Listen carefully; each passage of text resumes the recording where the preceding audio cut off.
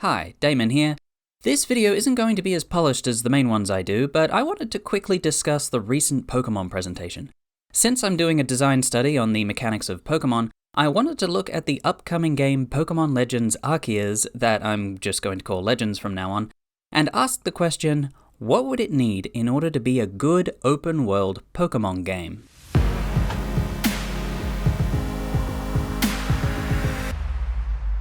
Well, obviously that question is actually more like two questions. What does Legends need to be a good open world game, and what does it need to be a good Pokemon game? And maybe a little question about merging those two ideas. Since I'm already doing a video series, Poker Study, on what I believe makes a good Pokemon game, this video will be covering what to do to make a good open world game, and maybe a tiny bit of merging the two ideas. Since Legends gameplay is somewhat advertising itself as a Breath of the Wild clone, let's compare it to the two most successful games in that specific style, Breath of the Wild and Genshin Impact. Keep in mind, although I say successful, yes, they both performed incredibly well and made lots of money, what I'll be talking about here is why they're so fun to play. No, I won't be talking about Genshin's frankly predatory gacha mechanics, because despite its presence, exploring the world and going through the story is a delight on its own. But before we get into what they do well for the genre, we should talk about the core idea of any open world game, the goal. Not for the player, but the goal for the developers making this game. What experience are they trying to engineer? For any experience you could want to create, there are countless ways to go about achieving it. For Pokemon, they have always been advertised as an adventure, so that is our goal right there, to give our players the feeling of an adventure. Funny enough, that is exactly what Zelda and Genshin are striving for as well, so this style of gameplay should work out pretty good for Pokemon, right? Let's get into it. What do these two games do well? One main factor that makes these open-world games so much fun is how their individual elements work harmoniously. Any one of these elements will exist in many video games, such as the design of the landscape for both its aesthetic and engagement when exploring, ecosystem of plants and animals, or even the city life, battle mechanics, inventory and crafting, quests, story, and player-driven goals, just to name the heavy hitters. However, it's making all these elements work together that creates a coherent open world which is fun to engage with. Since these elements need to work together and can't stand alone, there are some general principles they need to succeed. The first principle is, everything has a purpose. You'll probably hear me say this a couple of times, but given how important it is, I think that's fair. You don't want anything in the game that doesn't work towards your designer goals. The second principle is variety in content. I don't necessarily mean that there has to be thousands of completely unique things, just that they need to be different enough from each other. Quests, acquiring equipment, finding treasure, everything has its own unique flavor for how the player interacts with it or accomplishes the goal. Anything that shares the same mechanic, for example a particular dungeon puzzle in Zelda, has to be spread out and used in different ways. In other words, these grab bag mechanics need to be spread out enough to not repeat themselves too often, whilst also not leaving the landscape completely barren. Which leads us to our third principle, the balance of the to-do list. There can't be too many things to do, and there can't be too little. You don't want your quest log filling up faster than you can complete them. You don't want to look around at an environment you just arrived at and think, well, seen everything here. The fourth principle is rewarding curiosity. Not just while you are out exploring, but also completing quests, experimenting with game mechanics, or following the hints laid out in a series of journals. There are so many ways to discover secrets in a game, it would be a shame to not take advantage of such a rich way to make content. Before moving on to the last principle, I think it's important to note that these two principles feed into each other to serve an important purpose: teaching the player how your world works. Even if you don't have a quest log in the game, the player still has a to-do list in the form of all the points of interest the player can see in the landscape, the things they might be curious about. If you have created a climbable mountain and the player gets to the top, if you haven't put even a little something as a reward, how are they going to feel about the rest of the points of interest you have sprinkled through the map? There is this kind of cheeky relationship the player and designer share. The player spies a ledge that is really hard to get to and thinks, I'll bet there's nothing there. But when they arrive, surprise, there's totally a treasure chest waiting for them.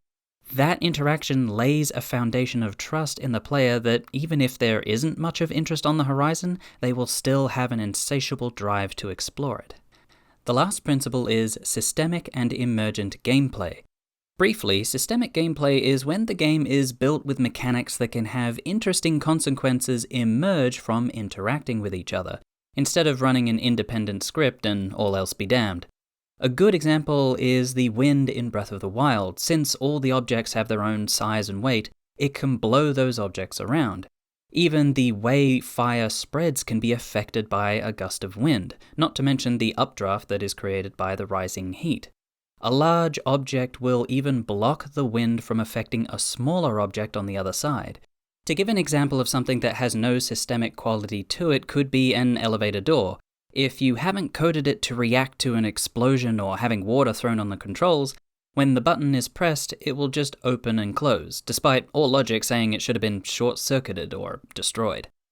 Since I believe this is a very important principle, I'm going to talk about it in greater detail very soon. However, if you want to know about this kind of system in greater detail than I will cover, I recommend a video by Game Maker's Toolkit titled The Rise of the Systemic Game. I feel like I should put a disclaimer here. I am not an expert on open world design. This entire thing is just my opinion based on what I have observed and researched. You're free to know what makes an open world adventure game fun for you. Besides, even if you made a game with all these principles present, you wouldn't have guaranteed yourself a fun experience. What I can tell you is that these 5 points make for a strong framework to help keep the players engaged with your content. Anyway, let's start with the most obvious element to open world games, the exploration. Like I said before, there's an aesthetic side to exploring and an engagement side. To further confuse things, there are additional ways to break down the aesthetic side, so let's begin with the engagement for now. A very big part of how the players engage with exploration in an open world is emergent gameplay. Breath of the Wild has crafted a systemic environment which naturally allows for it to be used in combat. Dry grass and an explosive barrel will kill anyone caught in the ensuing blaze, unless you use the updraft created by the rising heat to escape with your glider. Genshin Impact has most of its emergent gameplay confined to its combat system with some handy tools for the environment too. Not only does combining elements do lots of damage, but ice powers create an easy way to cross over water, and drown enemies that follow you just as it melts. So, what systemic and emergent gameplay could arise from a Pokemon game? Well, I can certainly think of a lot. Pokemon possesses a lot of elemental magic, not to mention that they have moves that will naturally inspire the imagination with how it could shape the environment. Earthquake, hurricane, using thunder on a small lake, countless ways things could get interesting. Now, want to know a mechanic I didn't see any substantial focus on in this Legends trailer? The weather. Are there any systemic elements relating to the weather in this Legends game? Does it make it more difficult to navigate the environment? When it rains, do any fire Pokemon run for cover? Does the ice biome have a permanent snowstorm or hail effect in the battle? Does using the move Sunny Day in that biome affect anything? Is that the solution to a puzzle somewhere? These are a lot of questions for just one aspect of the environment, but even taking a look at just the smaller things can really help the gameplay, such as using moves like Cut or Ember to clear away foliage and reveal a hidden cave. It all comes down to what Game Freak wants to focus on as its core fun element. Breath of the Wild focused on environmental emergent gameplay because they also wanted to make moving around that environment to be a lot of fun. They had the players climbing, riding a horse, sliding downhill on your shield, gliding through the air, climbing, shield surfing behind a sand seal, sailing the water, riding minecarts, and climbing. Genshin Impact focused its emergent gameplay mostly in the battle mechanics because they wanted the player to have a lot of fun in the combat, and therefore the player, and the characters they have collected, needed to feel powerful. Knowing what Legends is trying to achieve is very important to understanding what they should focus on. Do they want the player to enjoy traversing their environment, feeling powerful with their Pokemon team, or maybe something else entirely? If I had to guess, probably the traversal. We already know the extent to which the battle mechanics are changing, and it isn't to include emergent gameplay, which is unfortunate because I don't think we're going to get the ability to manipulate the environment using our Pokemon either. However, one very good thing is that we can see the player using their Pokemon to travel around in fun ways. Assuming that these Pokemon weren't just gifted to you at a certain point in the story so you could then do these actions. And that these specific Pokemon are not the only ones that can perform these actions. Time will tell. Now, let's get to the aesthetical side of exploration. You can break this down into how pretty things are and how a designer goes about influencing player decisions based on what they have seen. I'll talk about the pretty stuff later. I want to get into that design. I recommend a video by Craig Perko called Open World Design Zone of Influence. He said, "The point isn't to fill the open world with stuff. The point is to put stuff in the open world in places that make sense and then guide the player to those locations using various kinds of hinting." So let's talk about those kinds of hinting. When you look out over the land, what catches your interest? Is it the monster camp just down the road? Is it the light shining at the top of a mountain? Or is it that thing that is clearly a puzzle waiting to be solved? In order for you to take an interest in these things, you have to have a line of sight to them, obviously. But you would be surprised at the amount of work and consideration that has to go into designing the landscape so that points of interest at different distances grab your attention at the right time. Give the player too many options and they might not be interested in any of them, but if you didn't give them a chance to see that city on the mountain in the distance, they might not have any direction to be curious about. When looking at the map of an open world game, everything should be part of a road, path, or natural funnel, with these points of interest just off to the side. Getting to the end of a road should have led to a major point of interest like a big city or dungeon. These major points of interest I am talking about, I am going to call landmarks. Big, unique, eye-catching features of the world that don't look like anything else. I almost made landmarks a major principle, but the defining characteristic of a principle is that they apply to most aspects of gameplay. Landmarks are standalone elements, but they are extremely important because a lot of things found on the map revolve around these landmarks. So I'm going to circle back to them later, in that pretty stuff section. Continuing on. The goal when designing the map of this adventure is that around every corner is something interesting and rewarding. You are crafting this map for the purpose of being explored. What gets players exploring? Curiosity. What stops them from getting bored? Variety. Going back to those three options I gave, monster camp, light on a mountain, and a puzzle, what pulls a player towards any of these things over the others is where their intrinsic and extrinsic motivations currently stand. Another way of putting it is, are they doing something because this is what they are in the mood for, intrinsic, or are they doing it for some specific reward or require something to be done, extrinsic? In an open world game, the player should be moving back and forth between these two motivations all the time. They could be in the mood to just solve a puzzle or two, and so they avoid the monster camps. Then maybe their mood changes out of boredom, or maybe they are over-encumbered and low on health potions, so now they need to look for a town. This natural back and forth has the player exploring the map in a very engaging and organic way. By carefully sculpting the environment with forests, rivers, ravines, cliffs, whatever, you can reveal these little points of interest one by one as they travel, and they will naturally move to the treasure that you laid out for them. So what even is treasure in a Pokemon game? For Genshin Impact, it was literally treasure chests, and for Breath of the Wild, it was also things like Korok seeds or dungeons. But for Pokemon? Well, duh, it is the Pokemon. The real treasure is the friends you captured along the way. But it can also be things like very helpful equipment, or maybe a token that will increase your chances of finding a shiny Pokemon of a particular element. But mostly it's the Pokemon. Which means that our design shouldn't just have all the Pokemon wandering around the map, but that they should surprise you after completing a task. They are the reward for your curiosity. Solve a puzzle out in the water and pop, there is a Squirtle! Or maybe the quest to get a Cubone is that you simply found it and had to rescue it from the surrounding Weepinbells. Or after following a river right to its base, you find the secret lake where Magikarp evolve. Now, if we're not going to let them all aimlessly walk around, I guess that means I should now talk about the behavior of the creatures we can interact with. In Sword and Shield, none of the Pokemon are really doing anything in their environment, just wandering around aimlessly. Despite the fact that Game Freak had sleeping and eating animations for all of them, they'll only do those things in the camp. However, we know now that, in Legends, Pokemon will be walking, eating, and sleeping in the wild. And it is just... this is the smallest possible step in the right direction. A great step, but the smallest.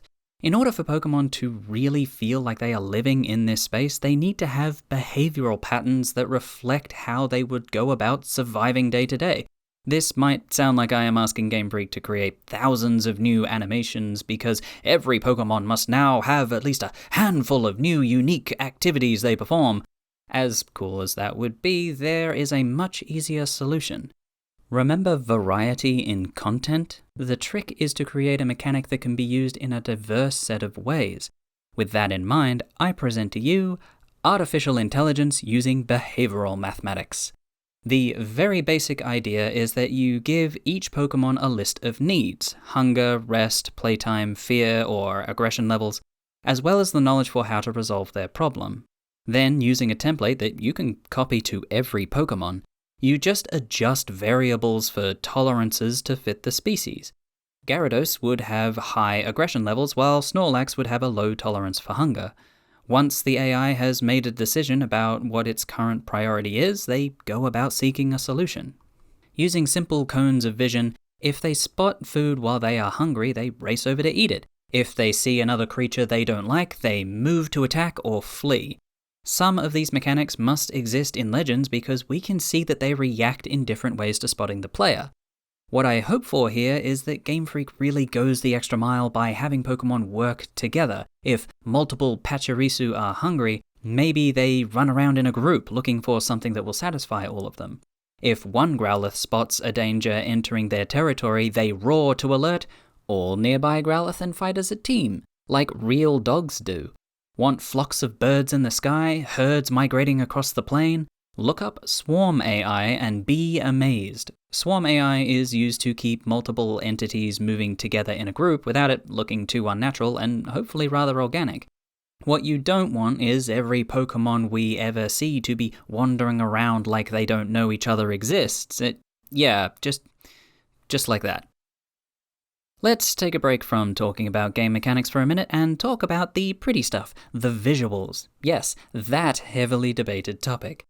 Look, sure, the geography doesn't look great, and the textures are looking pretty basic. However, you know what else doesn't have the best polygons or fanciest textures in its geography? Breath of the Wild. The difference is, when you look out over the horizon of Breath of the Wild, the landscape has been sculpted to pull the strings of your curiosity using two major elements. The first element is not only getting a distinct sense of biomes spread through the lands, but by also having those big, eye-catching, iconic centerpieces, the landmarks. The second element is that special combination of principles, the balance of the to-do list and rewarding curiosity. Breath of the Wild teaches their players what little things they should be keeping their eye out for by packing their world full of hidden treasures and what visual hints those treasures are connected to.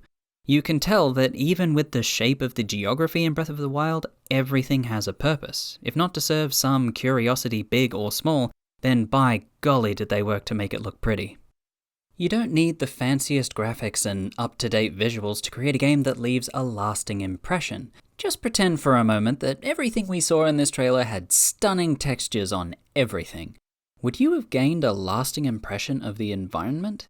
Did you see landmark after landmark that made you go, wow, I want to explore that? For me, the answer is no, and I think it would be the same for a lot of you as well. We all saw a number of unique biomes that might be interesting, but is all of the ice biome in Legends going to look like the same sheet of ice? I hope not, because that's just the start of having different places to explore, not the entire package. So that means that this problem isn't in graphics, it comes back around to design. For an extreme example of the first element to grabbing curiosity, in Genshin Impact you can't look out at a horizon without seeing one or more extremely unique and iconic centerpieces. I took these pictures myself. If you have played this game, you might know the exact spot where these pictures were taken. This is the power of landmarks even inside the same biome. Now, to dial back the idyllic scenery to something more in line for Pokemon, here is a generic shot in Breath of the Wild. Obviously, you can see a tower, but you can also see a camp or two. What's on top of that mountain? What would I find in that ravine over there? Every inch of the landscape is unlike any other. But do you see any major or stunning landmarks in that shot? I'm inclined to say, sort of, but not really. Here is the power of that second element in action. The designers have trained the player to be curious despite no real landmarks as such. You see even a little something and your curiosity is piqued because it will always be rewarded. In fact, you probably missed stuff on your way to it. Now, let's look at this shot from 1 minute into the Legends video.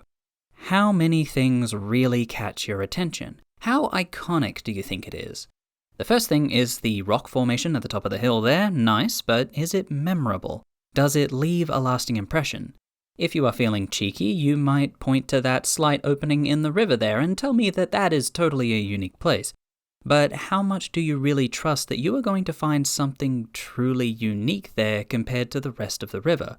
Will the designers have instilled within you that at either of those locations, and possibly everywhere in between, that you will find a Pokemon or a special item that you cannot find anywhere else? How about this cool frame here? Well, now we're talking. Right there is a clear landmark, a centerpiece to be sure. Looking around, I see a bridge leading up to it down there, maybe some paths around it, could be nice. What about that valley up over there? That could have some unique and interesting things, right? True enough, we've got some stuff going on here. But how eye-catching are these details? I don't know about you, but they all seem to blend together for me. I had to really look to distinguish the details. Here's another image from Ancient World of Warcraft, and I can't miss any of the details. Going through the trailer, I kept my eyes on the horizon to see what landmarks or points of interest called my attention, and what I noticed, other than Mount Coronet, was that there weren't many hints about the content. Other than the lack of landmarks, there was a lack of other biomes. This could hint that each area in the game doesn't actually connect like we might think. I really hope I'm wrong here, but you might not be able to run a full ring around the island in one go however you want. There might be impenetrable walls that force you into the gateways between regions. Invisible walls could hold you back from exploring freely in the form of winds that blow you away, unscalable cliffs, or Paimon. Anyway, getting back to the point. Without specifically designing central points of interest or trustworthy indications of small curiosities, how can we expect the players to be able to navigate the map? Anytime they see or experience something unique, they take a mental snapshot of that location and the world builds in their mind from there. Is this where you learned how to chop down a tree to your advantage? Is this where you met a character that soon became very important to you? In order for Legends to color their world in these wonders, Game Freak has a lot of work to do and I don't envy them. Alright, what else can we see in this trailer? Ah yes, the small tweak in the battle mechanics is one I particularly liked. Don't get me wrong though, I think there is a great deal that can be changed about the battle mechanics in Pokemon, and I'll talk about that greatly in a future video, but here in Legends, they made a nice adjustment. The speed of a Pokemon now carries greater weight in a fight by letting a Pokemon go multiple times in a row. The strong and agile styles let you sacrifice strength or speed to better improve the other. A nice change in strategic approach, since I was really worried that it was going to be an active time battle system like the old Final Fantasy games. I do hope they continue to make changes to the battles over time, but at least we know now the wheels in design are actually turning. Another staple mechanic for an open world game is the inventory and crafting system. Legends didn't show much of it, but we definitely know it exists. If you want the player to enjoy picking up every item, then not only does everything have to have a purpose, but they would need to serve multiple functions. Genshin Impact does this the best, so let me just pull a few examples. Let's start with the simple berry. You can find them everywhere and in good quantity, so why would anyone pick them up after a time? Well, not only can you use them as an ingredient in multiple meals, which all consumable meals are useful, big and small, but it can also be used to create yellow dye. The die is used to create a whole bunch of awesome furnishings for the player home system, the Serenity Pot. Or let's look at the most common monster drop, the Damaged Mask dropped by Hilichurls. These are useful for both character ascension and weapon ascension materials. You need a lot of these in great number if you want to max out a few characters and their weapons. But what if you have done that already? What if you don't need them anymore? No worries, the Parametric Transformer is the gadget for you. Once per week, it will take 150 of whatever items you don't want anymore and transform them into something generally more helpful to you. If Pokemon wants to achieve this, then they may well have done it. We could see in this trailer a crafting system for at least those very handy Pokeballs, and likely some nice meals for your Pokemon and maybe yourself for healing. Or maybe you can give your Pokemon some temporary stats. That would be alright. The pitfall that can happen here is that the item economy of what you use, what you want, and what you can find needs to be in balance, or players can become frustrated or apathetic to what you have to offer.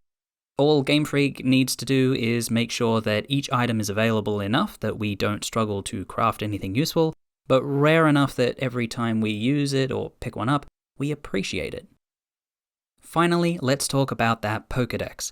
I think it is really cool that since they don't have this super gadget that automatically records data on the Pokemon you just caught, they have to have you capture a number of the same one just to determine things like what is the range of height and weight, favorite food, etc. Especially since this is an open world, you need more reasons to capture more of what is available. This is a good feature. However, I'm not convinced that this is a good execution of this feature. Looking at this picture here, they want you to capture it 15 times and work to evolve it 3 times? That is a big time sink for just one Pokemon, and I'm not entirely sure what the rewards for doing that would be. What rewards will be worth 15 of the same Pokemon, other than completionism? I think there could be better ways to balance this. All that aside, as I will talk about in future videos, this is really only the beginning of what could be done for the Pokedex. I'll go into more detail for those videos, but what I will say here is, since we are wandering the land and observing Pokemon in the environment, there is a lot of room in that Pokedex for more than just a few lines of text. I know I would love to go around recording things about their behavior by setting up special circumstances to encourage discovering new secrets about them. In fact, these tasks the Pokedex is asking you to perform is the perfect place to hint at those unique circumstances. Building on that idea, what if those special setups brought new Pokemon out of their hiding places? We all know what happens when Slowpoke puts its tail in the water. Let's have that feature be in the game. Do I believe that this is what will be in the game? Nah, my hopes are pretty low there. I will say, if Legends proves successful, then maybe one day these kinds of mechanics will work their way into the gameplay. Why can't we have these emergent Pokemon interaction mechanics now, you may ask? Well, the game's release date was stated to be around a year after its announcement trailer, and now it's only 5 months away. Well, Lord, that's not a lot of time. Take it from a game developer, that is a blink of an eye of time. And as you can see from all the things I just brought up, there is a lot of stuff to consider in design and development, and I really brushed over some rather important details. So many things need to go right to keep the player's experience with the game balanced. It doesn't matter how many people you have working on it or how much money you throw at it, it takes a lot of skill and iteration on design in order to not have to rely on luck to get this kind of gameplay right. It takes time to make an open world game good. And you know what? The games that got this right really did throw a lot of people and money at these games on top of the time it took to make them. Breath of the Wild had around 300 developers working on it for about 5 years. They even had a period of a week where the entire staff played through the entire game just to make sure everything worked. Genshin Impact was in development for barely 2 years, but had a staff of over 700 people by release and now sits somewhere around 2,400 people. Yes, that is a short development window, but they released with only 2 impressively compact regions to explore, Mondstadt and Liyue. I figure the earliest Legends could have started development is when Game Freak got the feedback from Sword and Shield that people were excited about the wild area and wanted to be even more open world-like. That sets it to be in November of 2019, and as it stands here in August of 2021, Game Freak's staff size is just shy of 170 people. I don't believe any of the hardworking graphic designers and programmers over at Game Freak are lazy or incompetent. I think they are understaffed, overworked, and then they were given the mountainous task of creating a game in a genre and style that takes immense precision to make into a good game. So given Game Freak's substantially smaller team and development time, it is actually kind of unfair to have to compare Legends to Breath of the Wild, but unfortunately for all open-world games, we now live in a post-Breath of the Wild world. Nintendo did such a great job making it that all open worlds must now measure up. They either succeed or fail at this new standard. Perhaps the wisest thing Game Freak could have done was try to distinguish Legends apart from the Breath of the Wild format. Do things specifically and intentionally different from it. But they haven't, and here we are, with however much time they have to make it. In the end, does Pokemon Legends Arceus need to be good? No, it just needs to be good enough, and they will sell all the units they want, just like all the other Pokemon games. Sorry to end this on a downer, but it's the truth. You know it, I know it, the investor overlords know it, and even if they asked us if it wasn't a good enough game, my wallet's about to tell them that it is. Like, subscribe, you know the deal. I'll see you later.